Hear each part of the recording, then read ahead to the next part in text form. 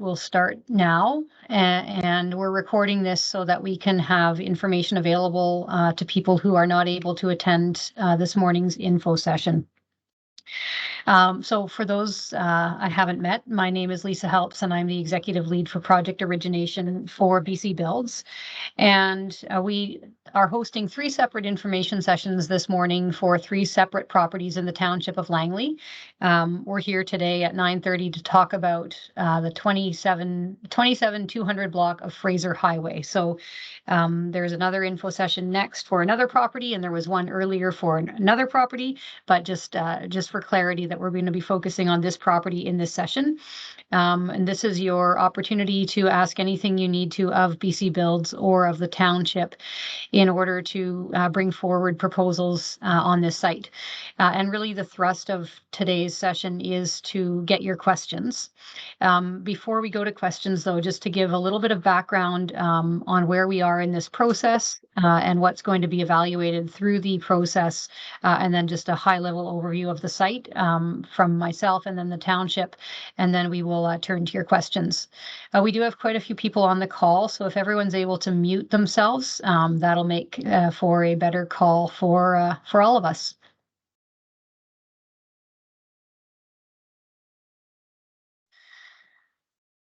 So if you scroll down to the bottom of the Housing Development Opportunities site, which is where you would have found out about these properties in this info session, there's a chart, or flow chart, I guess it's called, that outlines the process that we're in. And I just want to walk through so everyone's clear about where we are and what the next steps are in this process. So we're here with zoned land posted on the BC Build site, and thanks to the Township of Langley for participating.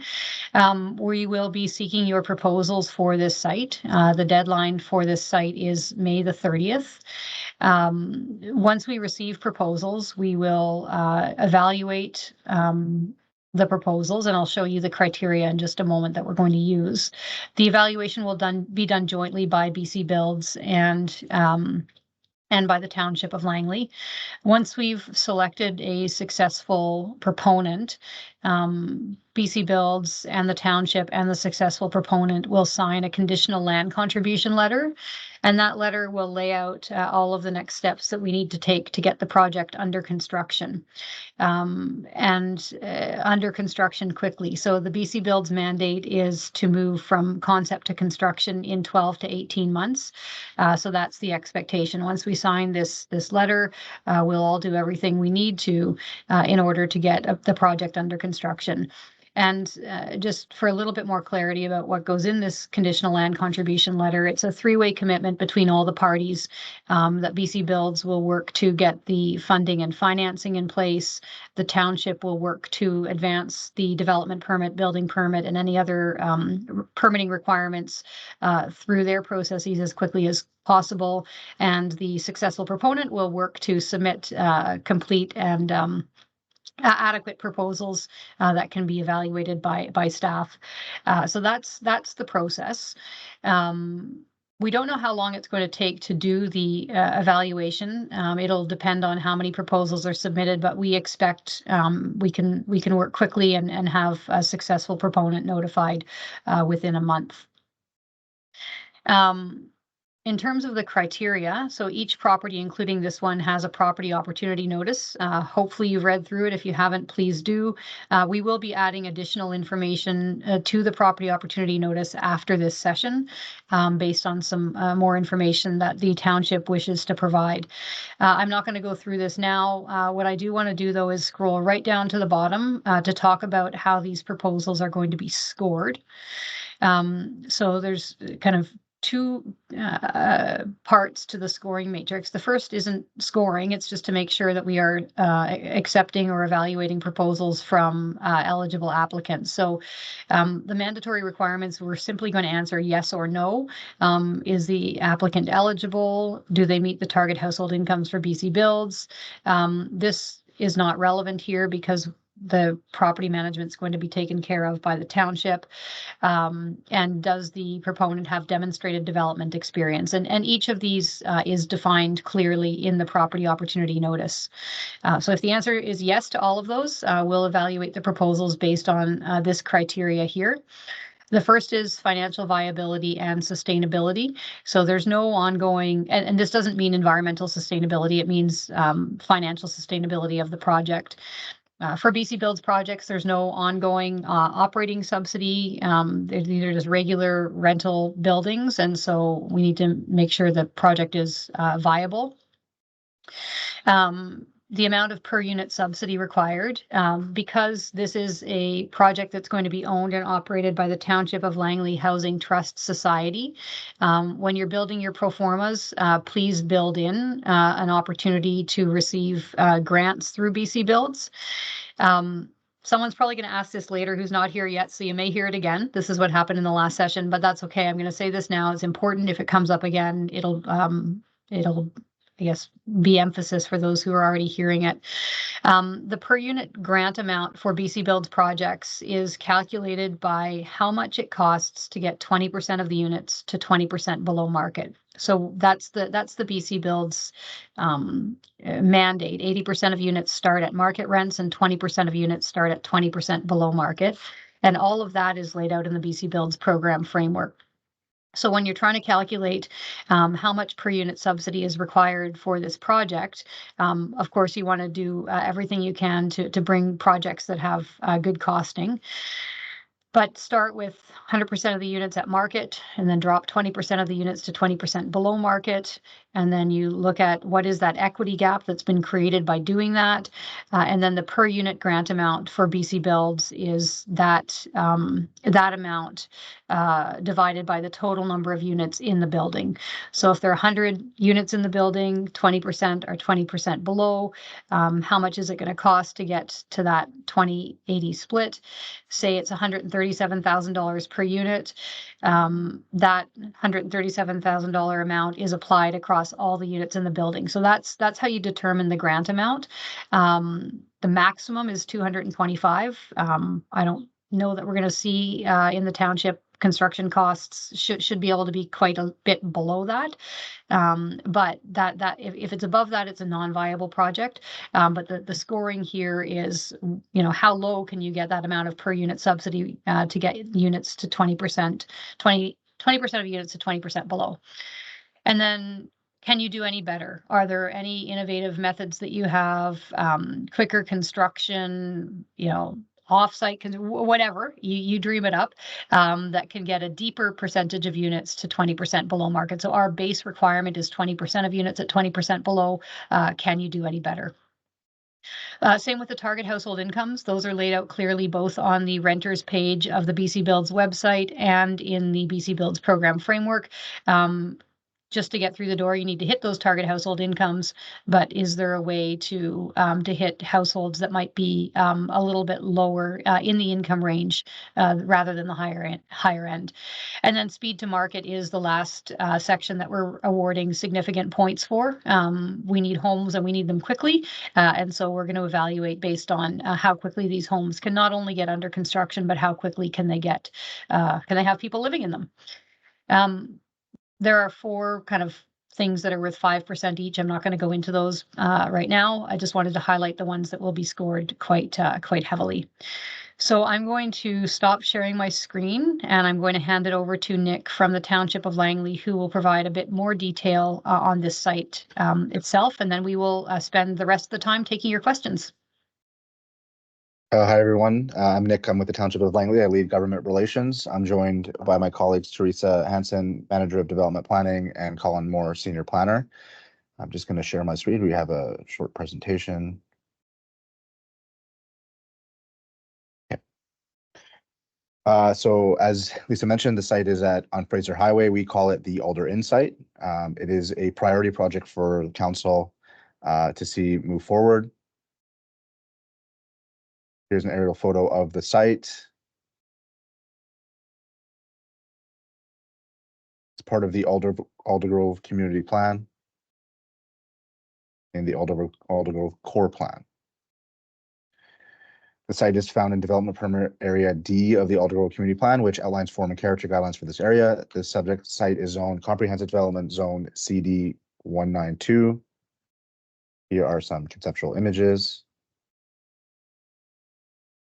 Gross density is 3.0 FSR. Maximum building height is 6 stories. Lot coverage 90%. Residential above. There is a desire from council to see commercial units at the bottom. So please include that in your proposals. And here are the uses for zoning. That's it. And there's Okay, one thing that thanks. we should probably mention, because it probably will get asked. So the lane is currently closed with a statutory. Oh yeah, I should probably share my screen with it. Good point. Thanks, Teresa. Yeah, so the lane is currently closed with a statutory right-of-way. Staff are currently in the process of relocating the north-south lane to the east side of the subject site. So if you look at the outline of the red, the lane's being closed there and it'll be moved right over here. Got that right? On the red. Hope that makes sense. That's great. And Nick, I think that was one of the questions that was Yeah, sent it in was. advance. Okay. Yeah. Were there any other questions sent in advance on this site that you have that I sent to you? Or that It was just the lot coverage, which is in the report to council, is 0.98 acres.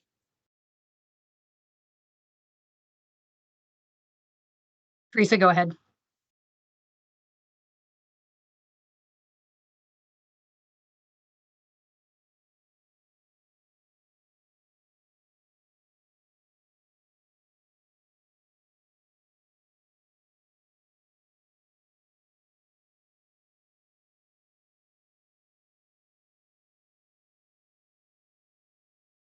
The lot is 0.98 acres in size, that's being offered. Okay, thank you. And the township has sent us some additional information about this site. We will include that in an updated property opportunity notice that will be posted to the website early next week. All right, that's it from us. The rest of the time is yours. We welcome your questions so that you can learn everything you need to in order to submit proposals for this property. You can raise your hand and speak directly into the meeting, or if you prefer to use the chat, you can use the chat. And please do monitor the chat. There was a question there. I think I should read them because once we upload this to YouTube, no one's going to have access to the chat. There was a question about whether there is a template in order to provide your submissions, a budget template. Yes, there is. It's in the property opportunity notice as well as on the website. There's a link to an Excel sheet. The question is the land being offered up at 0 and assumed as 0 in the pro forma? Yes, that's true. The land can go into the pro forma at 0, although it does have obvious value to the Township of Langley, and we appreciate their contribution. Question in the chat, equity. Is it anticipated that any equity requirement not covered by CMHC debt is being put up by a private developer proponent, or is it assumed that the equity will be covered by the per door grant? Great question. I want to go back to this per door grant. The per door grant is to get 20% of the units to 20% below market. That's the kind of the minimum threshold. If a proponent wishes to put equity in to make the project do better and enhance their proposal, then that is certainly welcome, but not required, especially since this is basically a turnkey project that's being delivered for the Township of Langley Housing Society.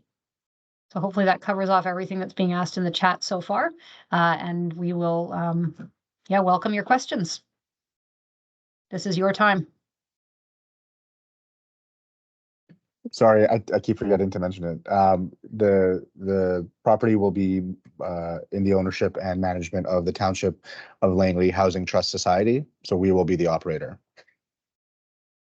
And actually, there was a question in the last chat about the commercial units. It would be anticipated that we would retain ownership of the commercial units and either lease them out to a third party or have community uses at the bottom. We had a public open house to solicit feedback from the community about what they wanted to see in there. So there was suggestions of a library, community police office, lots of community related uses. Okay, question on that front, and then I do see another question in the chat. But when the proponents are building their pro formas, they need to assume revenue for that space. So even if it's a library or a whatever, presumably the township would cover the cost of carrying that space. Correct. Okay, perfect. I saw a hand go up and then go down, so I'm going to go back to the chat. Please feel free to also put your hands up. So the question in the chat is, will the Township of Langley fast track the permitting process for BC Builds and make sure construction starts in 18 months? No, we're gonna slow it down and make it go as slow as possible. No, of course, this is a priority project for council to see move forward. So staff who I don't think they would need to prioritize it because they're so diligent and hardworking and great at what they do that they get projects fast tracked without having to fast track them. But yes, the projects would be fast tracked. Teresa, go ahead. The key point on that, as Lisa mentioned at the beginning of the presentation, though, is it's the partnership between all three groups. So it is on you making the proposal to make sure that you're making complete and full submissions that respond to development preliminary guidelines and bylaw requirements, and make it as easy for us as possible to move it forward quickly. Yeah, and on sites like this, honestly, it's a square site. There's nothing complicated about it. So we'll have, once we get the proponent selected, we'll have to negotiate together what we all think is reasonable. 18 months is the absolute outside, but if we can all do better together, then we'll work to do that. So, okay. Another question, is it anticipated a proponent will cover soft cost, architects, consultants, et cetera, and reimbursed at takeout financing? That's a really good question. Once we get the conditional land contribution letter signed, and because the Township of Langley Housing Trust Society will be eventually the owner operator of the building, we obviously expect proponents to put some money into these projects because that's the business you're in, but BC Builds can provide some project development funding to help get from concept to detailed design. So there is that available. It's on a loan basis, and then that project development loan gets rolled into the construction financing. So that's how that works. So there is obviously some expectation that soft costs would be covered by the applicant, but also there's no guarantee of project development funding, but when we're all in this together and we say we're going to get these projects built quickly, there's a small application process for PDF project development funding, but it is available. Okay, Messam, go ahead. So you answered almost my first question about PDF. So I just want to get a bit clarification. If we want to apply for PDF, is there any cap on it, like CHF 25, 250K or something, or 500K or something, or not? I know your preference is not applying for any sort of PDF for this or for BC Building Biz, but in case we want to apply, is there any cap on that or not? Yeah, I'll answer that question in just a moment. I just want to be clear, though, that for this proposal call, please don't put in PDF requests. Just do a straight operating budget, capital budget, and then once the conditional land contribution letter is signed, we'd all be in this together. We'd have our partner, we'd have our operator, we'd have BC Builds, and then we would work through the PDF application process at that point. And it is a very relatively low threshold, easy process to access PDF. Generally, what we're doing with projects is starting with a maximum PDF draw of $250,000, to help with the development costs. Obviously, it takes more than that to develop a project. We expect proponents to also be putting some in, and so that would be the first threshold, is that $250,000. See how far that can go, and then is further funding required from project development in order to get the project again to construction ready. So that's how we think about and work through the PDF. But really, build your applications with the assumption that PDF is not there. Because it generally is. We do have access to that capital, but and we are putting it into projects that we're supporting. But again, it does require an approval, so it's not just by default. We can sign and say yes, you've got your money for PDF, but it is available. Sorry, go ahead. Did you have a second question? So I read the city's input in this application in terms of due diligence. They mentioned that there's no environmental issues in this. I've done some due diligence. I had somebody prepared environmental reports, ESA 1, arborist report, and other. In terms of geo report, those some of geo information may be helpful, specifically in terms of which class this land, the soil of this land is categorized, and any sort of mechanical input for retaining walls, because those affect our construction fee for sure. If they can give us from geo report, I appreciate it. You were cutting out a little bit there, but what I understood the question to be is what kind of due diligence has been done on this site, and can this be shared? In terms of geo report, specifically geo report, yeah. Geotechnical, environmental, and arborist. Yep.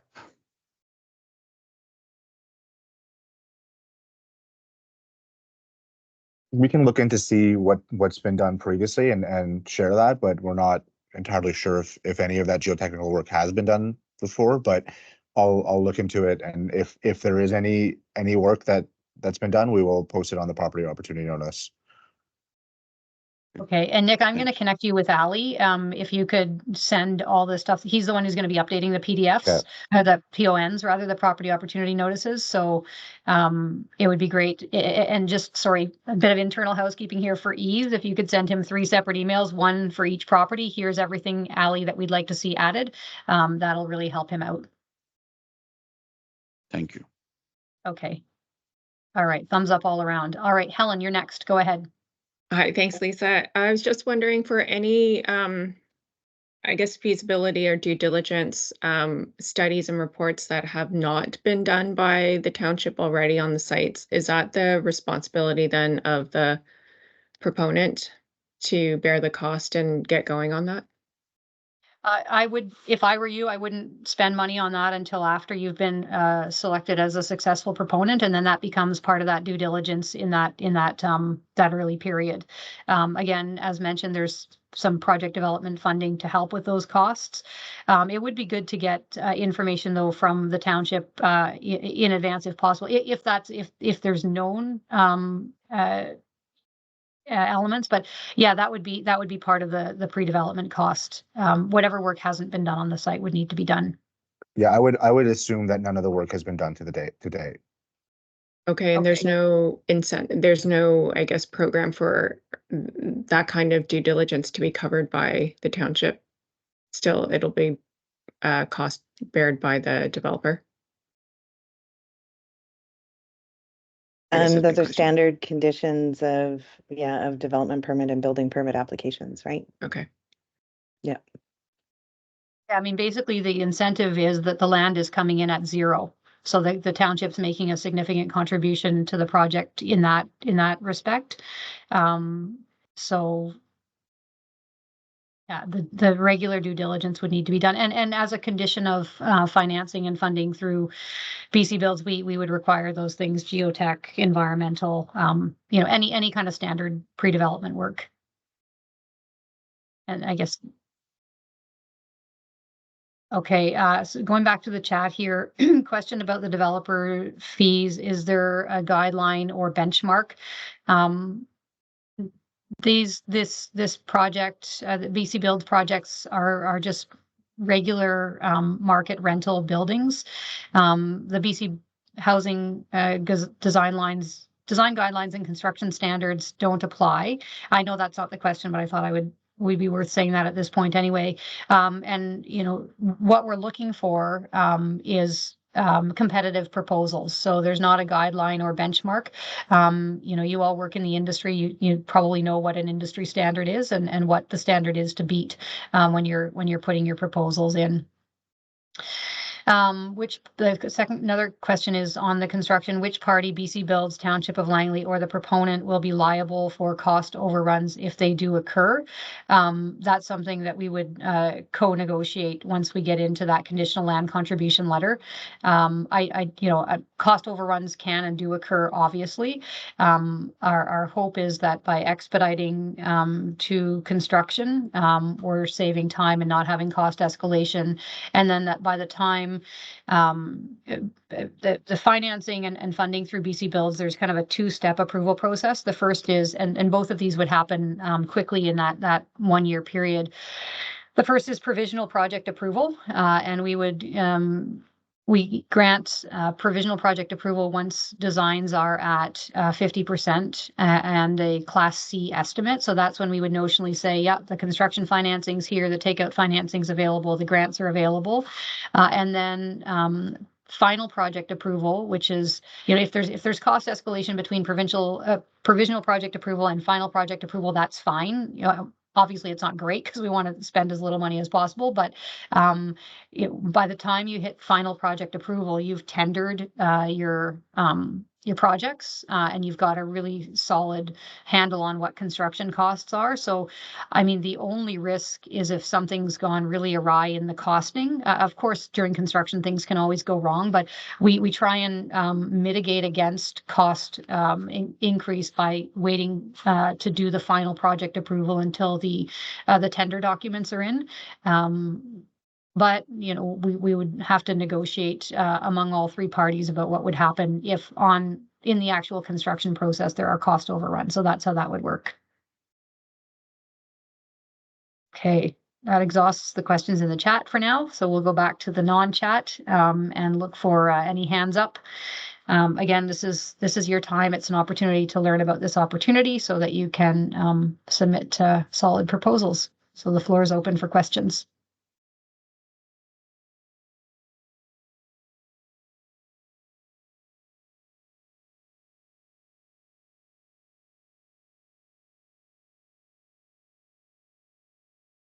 Everyone knows everything they need to know?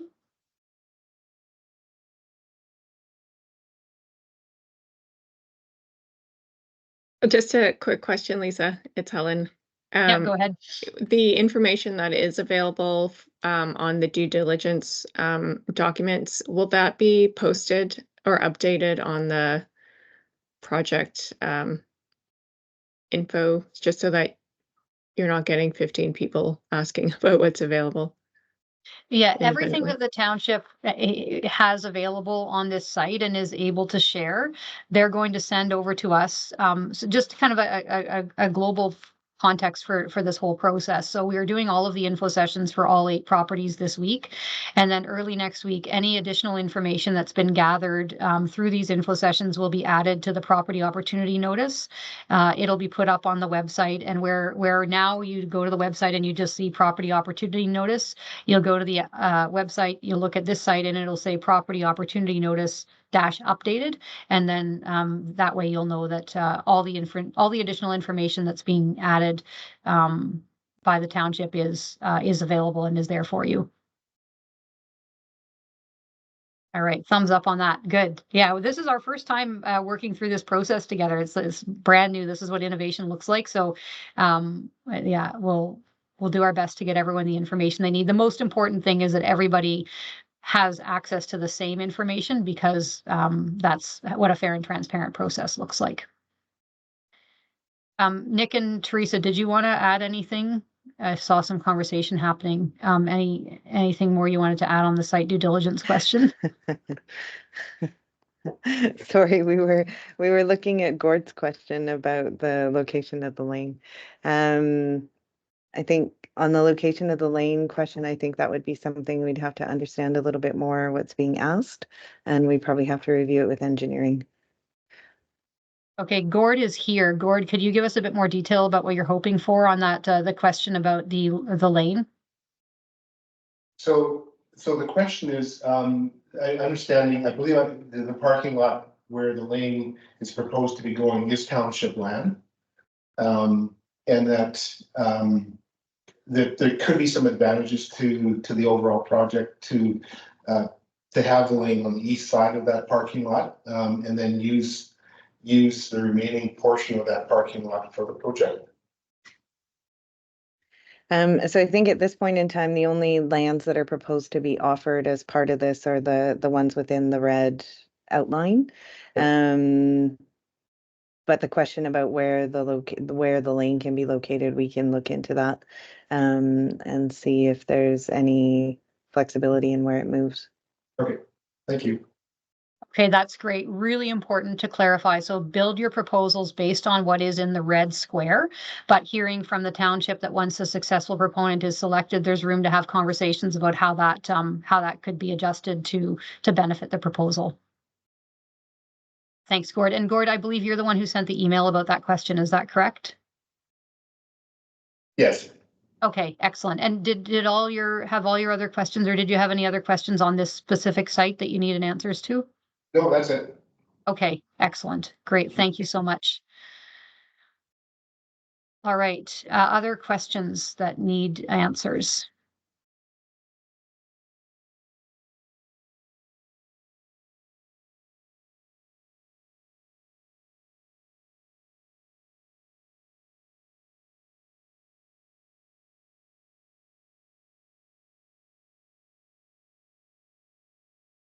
Just a general question that you brought up. So the escalation, the allowable escalation between PPA and FPA is still 10%, right?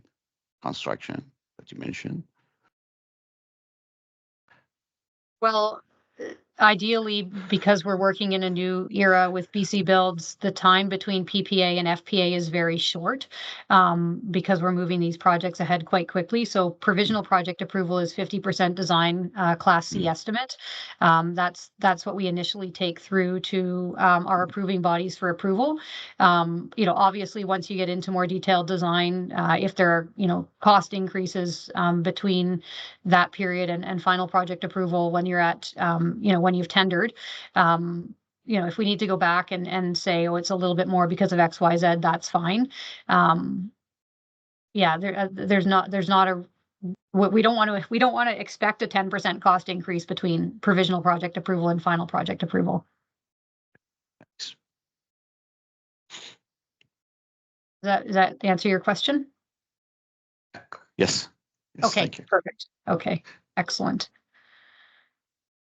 All right. Everyone feels like they've had an opportunity to ask everything that they need, or their colleagues on the call have done the work for them.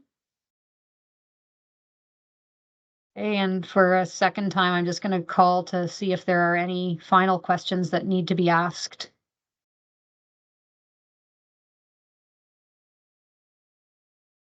And a third triple check.